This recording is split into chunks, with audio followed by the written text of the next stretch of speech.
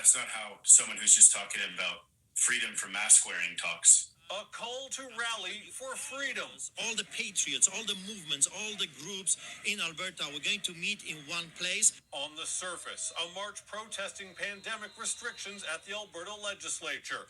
But racist and religious imagery suggests it's much more, highlighting the rise of Trumpism and radical political movements in Canada. We've seen the anti-mask movement either subterfuge for or co-opted by alt-right proponents.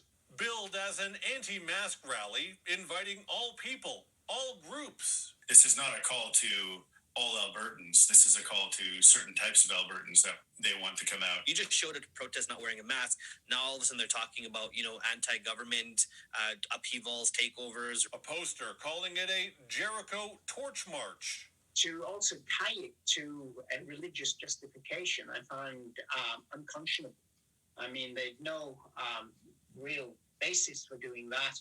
There's nothing essentially religious or Christian in what they were putting forward.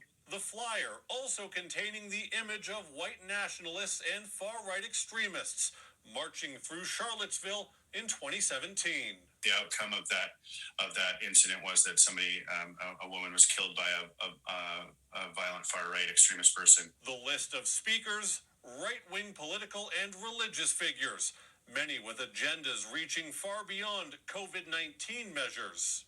Right-wing extremist groups in general, across Canada, they like to platform themselves on things that look like, the Freedom March or this fake news stuff. Like they even did the yellow vests, like they tried to get in on that one. One of the speakers in this video promoting the event holding a Donald Trump flag, highlighting the impact the former president has on movements like this.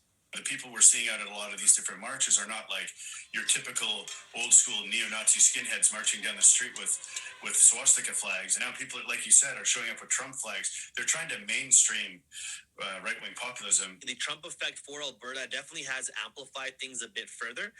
But we've always had that here, unfortunately. And I think that's one thing that's always important to kind of reflect on is Alberta has a really interesting legacy of right-wing extremism and white supremacy. Something we ignore at our own peril. So after the last 4 years of American politics, we have a stark example of what can happen if you turn a blind eye and don't act on your concern over the ideologies of extremists. In Calgary, Jonathan Muma, City News.